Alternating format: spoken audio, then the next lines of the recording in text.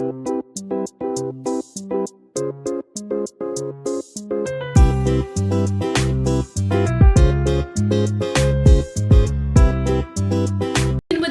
मी बनवते वडापाव। आता पाऊस पडतोय तर पावसात काहीतरी असं गरम गरम पाहिजे, तर वडापाव आहे।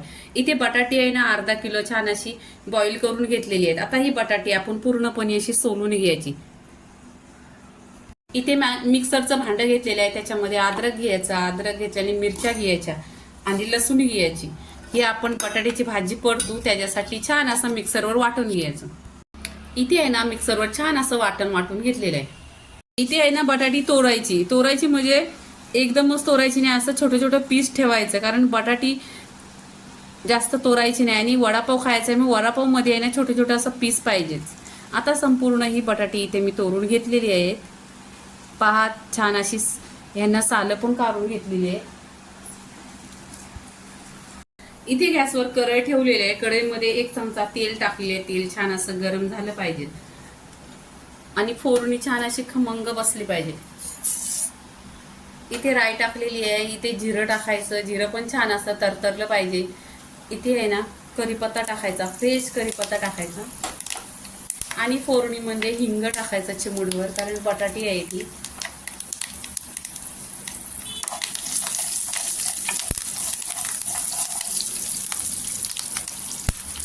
आता इथे जो मसाला करून घेतलेला अद्रक, लसूण आणि हिरवी मिरची, तो मसाला आहे ना छान असा तेलामध्ये परतून घ्यायचा। तिखट तुमच्यावरती आहे, चवीनुसार घ्या।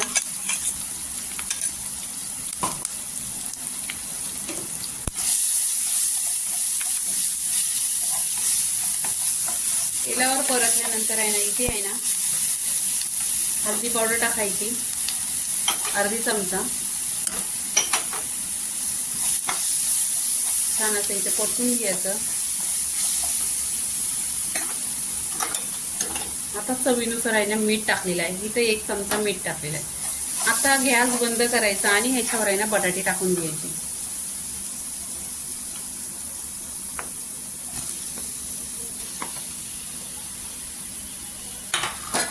बटाटे टाकल्यावर आहे ना छान असं इथे परतून घ्यायचं, तेलामध्ये छान असं मिक्स करायचं। इथे आहे ना बटाटी छान अशी भाजीत परतून घेतलेली आहे। इथे भरपूर अशी कोथिंबीर टाकायची, फ्रेश एकदम कोथिंबीर टाकायची। 1-2 पाण्याने ना कोथिंबीर धुवून पण घ्यायची। आता इथे आहे ना आपण वडं बनवायचं, पूर्णपणे असं मिक्स करायची कोथिंबीर या भाजीमध्ये आणि छोटं छोटं असं वडं छान असं बनवून घ्यायचं। इथे पहा असा वडा बनवायचा। इथे बेसनचा पीठ घेतलेला आहे अर्धी वाटी, त्याच्यामध्ये आहे ना 1 चमचा तांदळाचा पीठ टाकलेला आहे, त्याच्यामध्ये चवीनुसार मीठ टाकायचं, हळदी पावडर अर्धी चमचा आणि हातावर ववा घ्यायचा। ववा आहे ना छान असा इथं चोलून घ्यायचा, चोलल्यानंतर आहे ना टेस्ट खूप छान येतो। आता इथे आहे ना मिक्स करायचं, पाणी एकदम कमी टाकायचं।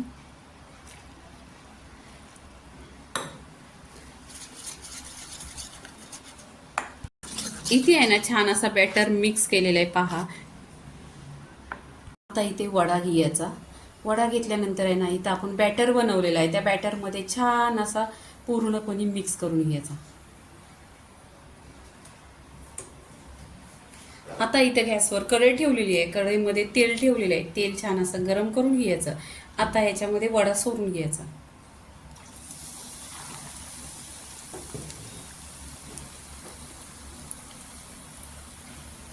छान असा कलर आहे ना गोल्डन झाला पाहिजे।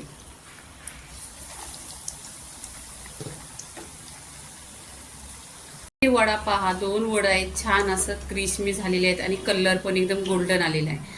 आता इथे काय करायचं आहे, पूर्णपणे सगळे वडे इथे फ्राय करून घ्यायचं आहे।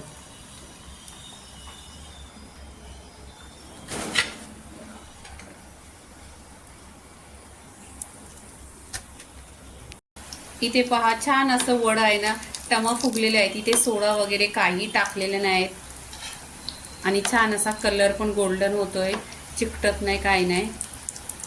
आणि असं या पावसाच्या दिवसात आहे ना अशा काहीतरी खायच्या वस्तू की वडापाव वगैरे खूप आवडतो लहान मुलांना, भजी वगैरे, तर पहा इथे छान अशी वडापाव झालेला आहे. आता हे सगळं वडं आहे ते काढून घ्यायचं आणि कलर पण एकदम सुरेख आलेला आहे.